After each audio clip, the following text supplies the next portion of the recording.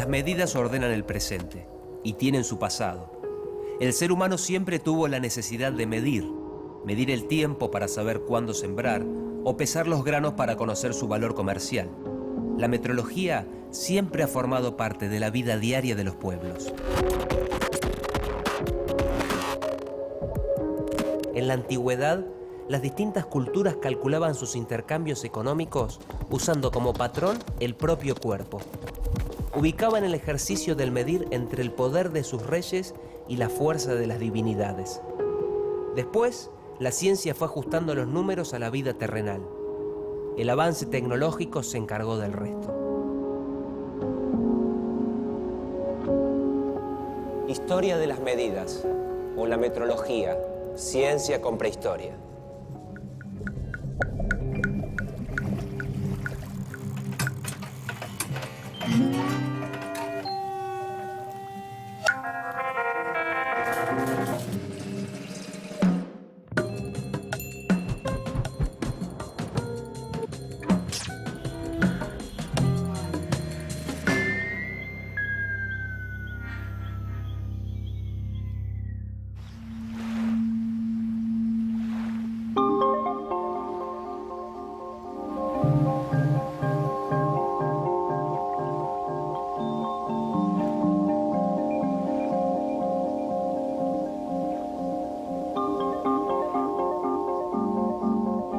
De chico me fanatizaba con los libros sobre las pirámides de Egipto y me gustaba imaginar teorías acerca de su construcción.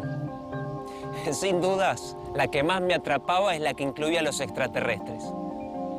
Mi mente infantil no se podía imaginar de qué otra manera trasladaban bloques enormes y pesados sin la tecnología de la modernidad. ¿Cómo se levantaron esas formas perfectas en medio del desierto, a orillas del Nilo? ¿De qué manera lograban ese encastre perfecto? La respuesta tal vez esté en la medida de la piedra. Los egipcios montaron un riguroso sistema de trazabilidad metrológica que les permitía pensar estructuras magníficas, como las pirámides. Su unidad de medida de longitud era el cúbito, la distancia entre el dedo medio y el codo. Un detalle, había que calcularlo en el brazo del faraón. Los ingenieros fabricaban un patrón en mármol. Sus capataces, los que trabajaban en la pirámide, lo copiaban pero en madera. Cada luna llena debían comparar la vara con el cúbito de mármol para comprobar que seguían midiendo lo mismo. Si no lo hacían, ponían en peligro sus vidas.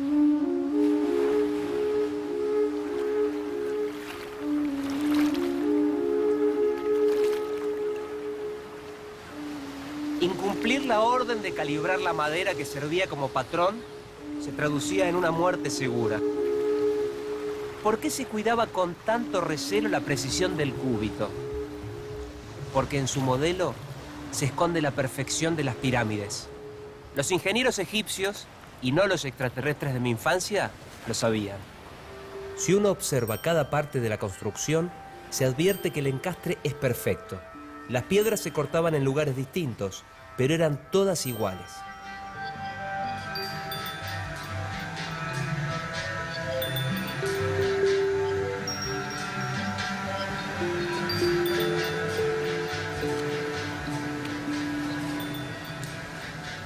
Detrás de las grandes pirámides está la regularidad de las medidas que las sostienen. Los egipcios son sinónimo de pirámides, pero también se asocia a esa antigua civilización con el río Nilo. Todos los veranos, en la época de las lluvias, sus aguas inundaban la región y al retirarse dejaban las tierras fértiles, listas para la siembra. Pero antes de sembrar, había que medir.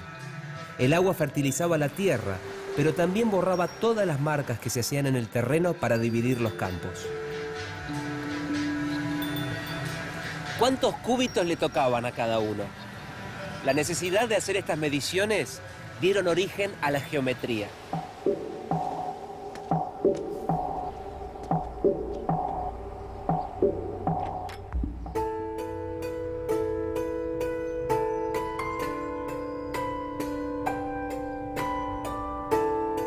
Los antiguos egipcios medían, cosechaban y comercializaban.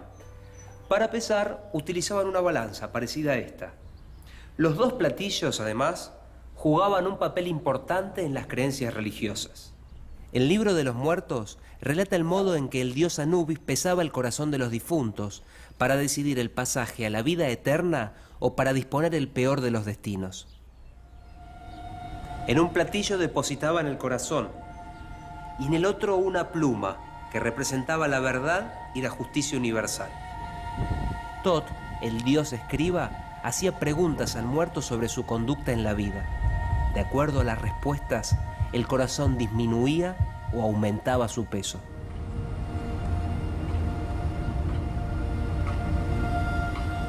¿Cuál de los dos pesaba más? De la respuesta dependía la sentencia, que por supuesto era inapelable.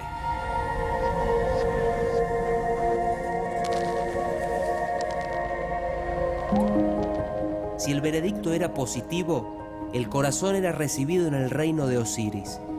De lo contrario, la víctima era deglutida por el devorador de muertos, un ser mezcla de cocodrilo, león e hipopótamo.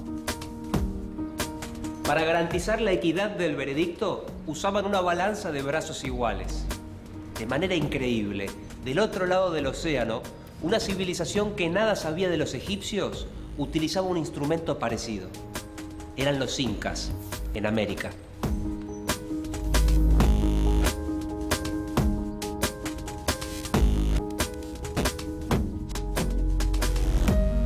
En África, los antiguos egipcios se valían del cúbito. Los incas de América tenían su cuchuptupu. Ambos representan la distancia que separa el codo del extremo de los dedos de la mano.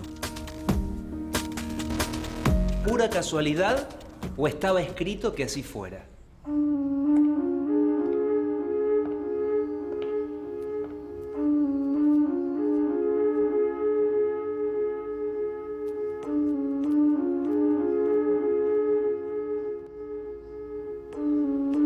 Religión y medidas, juntas para una misma foto. En el Antiguo Testamento se advierte: no tendrás en tu bolsa pesa grande y pesa chica. No tendrás en tu casa medida grande y medida chica. Pesa exacta y justa tendrás. Medida exacta y justa tendrás, para que tus días se prolonguen en la tierra de Jehová.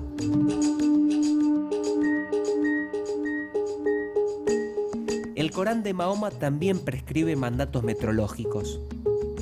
En nombre de Alá misericordioso y compasivo pide: desgracia a los que falsean el peso y la medida, a quienes cuando miden en contra de otros, colman la medida.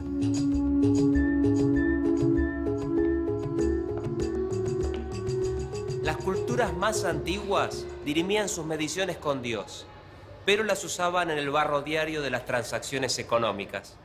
Para establecer los primeros patrones, los hombres buscaron un molde cercano.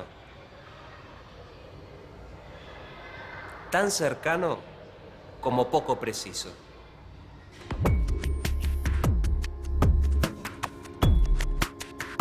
Se trata del cuerpo convertido en una vara para medir. Cada parte corresponde a un valor diferente, como el cúbito de los egipcios, que también fue adoptado por los hebreos, los babilonios, los griegos y los romanos. Son las medidas antropométricas. Una pulgada se corresponde con la primera falange del dedo pulgar. La palma es el ancho de la mano, pero sin contar el dedo pulgar. Y el pie es el pie. ¿Pero qué pie? ¿Cómo alcanzar un consenso acerca de la medida de un pie? En algunos reinos de la Europa medieval, el patrón de longitud era la medida del pie del rey de turno. Para transportar la medida, usaban un instrumento cuya versión moderna todavía lleva el nombre de calibre pie de rey, muy común en talleres y fábricas. El pie era útil para medir pequeñas parcelas. En mediciones más chicas se usaba la palma y para menores longitudes el dedo y la pulgada. Una palma equivalía a 4 dedos y un pie a 4 palmas. En tanto, una milla eran 1000 pasos. Y cuando el rey se moría, problema en puerta. debían modificarse todas las medidas del reino. Sistema poco práctico. Claro que con el tiempo caducaría, pero a la historia aún le faltan más eslabones.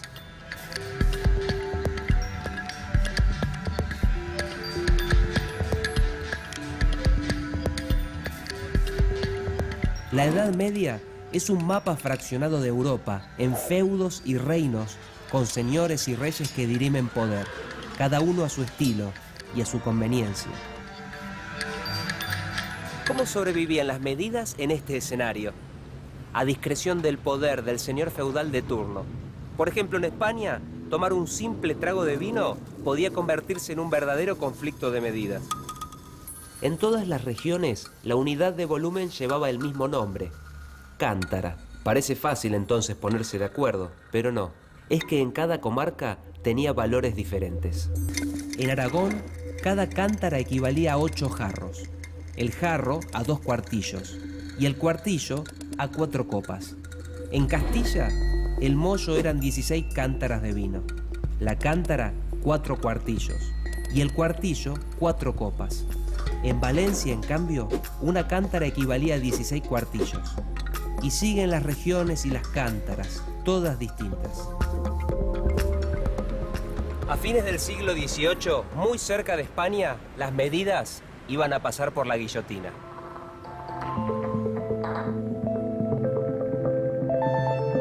...1791, Francia. En la efervescencia de la Revolución, la Academia Francesa de las Ciencias estableció como unidad de longitud la 10.000.000ª parte de un cuarto del meridiano terrestre. Se trataba nada más ni nada menos que del metro que ingresaba a escena. Llegaba para modificar toda la estructura de las mediciones.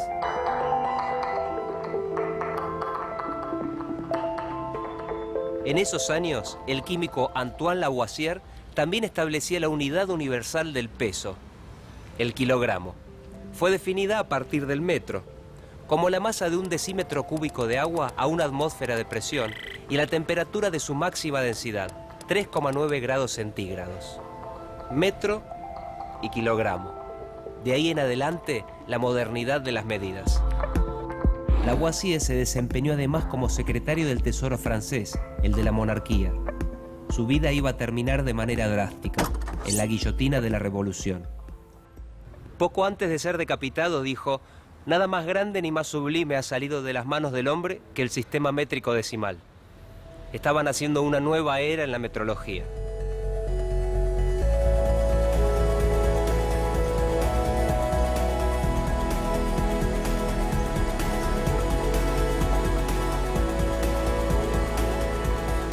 En la Argentina incipiente, los mismos hombres que hacían la patria pensaban también cómo medirla.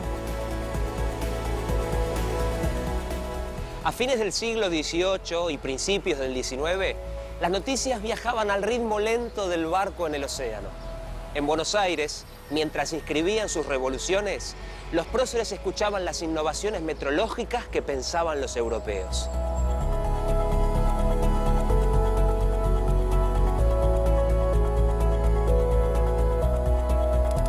Ahí está Belgrano, en 1810, enfrentando a los realistas que todavía se encuentran en Paraguay. El hombre, que además de militar es periodista, economista y sociólogo, escribe un reglamento para ordenar el régimen político y administrativo de la región. En el artículo 14, intenta normar el uso de las medidas para que sean justas. Artículo 14. Como el robo había arreglado los pesos y medidas para sacrificar más y más a los infelices naturales, mando que se guarden los mismos pesos y medidas que en la gran capital de Buenos Aires, imponiendo la pérdida de sus bienes y extrañamiento de la jurisdicción a los que contravinieren a él, aplicando aquellos a beneficio del Fondo para Escuelas.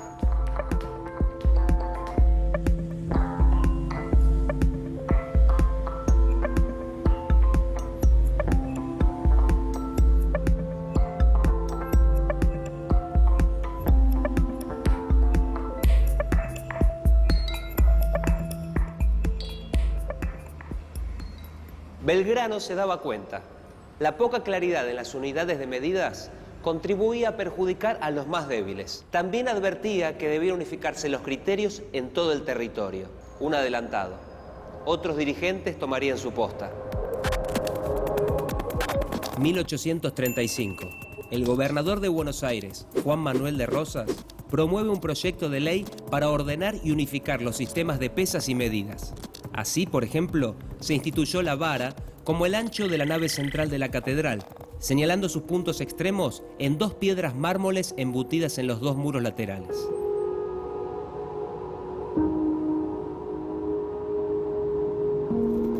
(1853) Jura de la Constitución Argentina. Las provincias le ceden a la nación la atribución de establecer un sistema nacional de unidades. 1857. Domingo Faustino Sarmiento, un hombre que mira hacia Europa, impulsa un proyecto de ley para que se acepte en la provincia de Buenos Aires el sistema métrico decimal. Pero los problemas políticos derivados del conflicto entre Buenos Aires y la Confederación Argentina impidieron la puesta en práctica del proyecto de Sarmiento.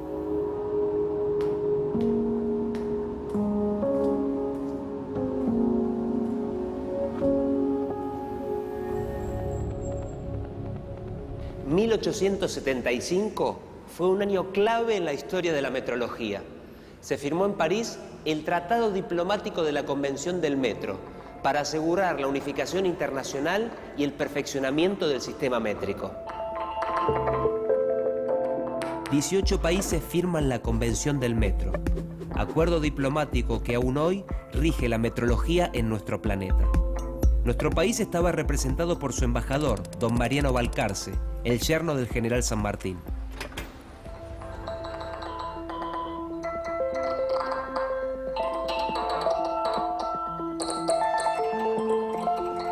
Pero no fue sino hasta 1887 que se logra establecer como obligatorio el uso del sistema métrico y decimal de pesos y medidas en nuestro país.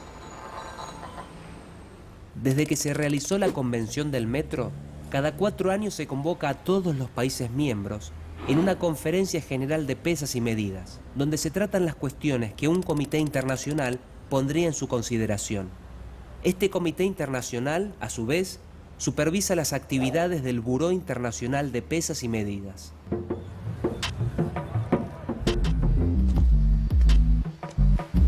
El sistema métrico decimal se instituyó finalmente a fines del siglo XVIII como forma hegemónica del medir. Pero no le fue tan fácil. Hubo rebeliones y aún hoy existen comunidades que se resisten. En Brasil todavía se recuerda la revolta do Quebraquilos. En 1872, el gobierno brasileño adoptó el sistema métrico decimal y comenzó la batalla. Entre 1874 y 1875, el nordeste del país se levantó en contra de un enemigo inaudito, el kilogramo. Los pobladores ingresaban a las ferias y destrozaban las cajas que guardaban el nuevo patrón de peso. Estaban seguros de que las nuevas equivalencias perjudicaban su economía y querían volver a la onza y al quintal. La rebelión se tornó tan violenta que fue necesaria la intervención del ejército. Y todo por el kilogramo. En 1960, en la Conferencia General de Pesas y Medidas, se estableció el Sistema Internacional de Unidades. Es la convención que siguen la mayoría de los países para ponerse de acuerdo en las unidades.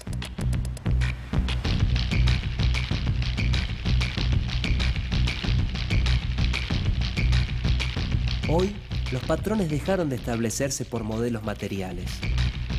Ahora se calculan a través de complejos experimentos físicos.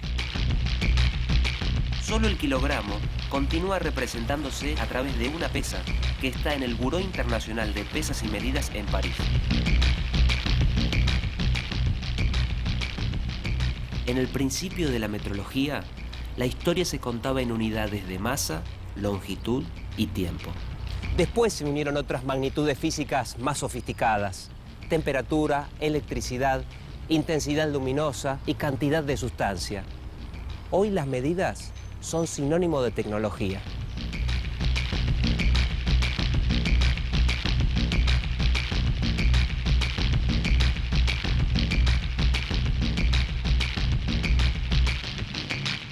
Juan Joaquín, ¿cómo fueron evolucionando los patrones, los instrumentos de medición? Y a medida que las tecnologías van permitiendo medir mejor, va cambiando todo. Por ejemplo, este calibre hoy día sería digital ya, en su versión más moderna. Pero así van cambiando los patrones hacia el sueño del hombre, que es algo que no cambie nunca.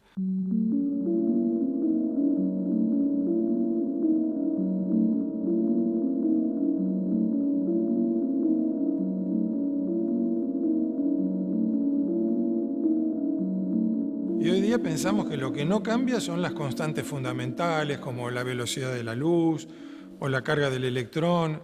Entonces tratamos de desarrollar patrones que se basen en esas cosas. ¿Y antes en qué se basaban? En general en objetos. Lo primero que al hombre se le ocurrió fue decir, bueno, tengamos una pesa patrón para todo el mundo. Pero ahora todo el mundo tiene que medir por comparación con esa pesa patrón que está en París, o una regla patrón, una barra patrón. Entonces, eso ya no funciona. Ahora se necesita el mejor patrón en cada lugar de trabajo. Y para eso, si está referido a cosas inmutables como las constantes físicas, bueno, lo iremos haciendo cada vez mejor, pero su definición va a estar fijada en una constante física.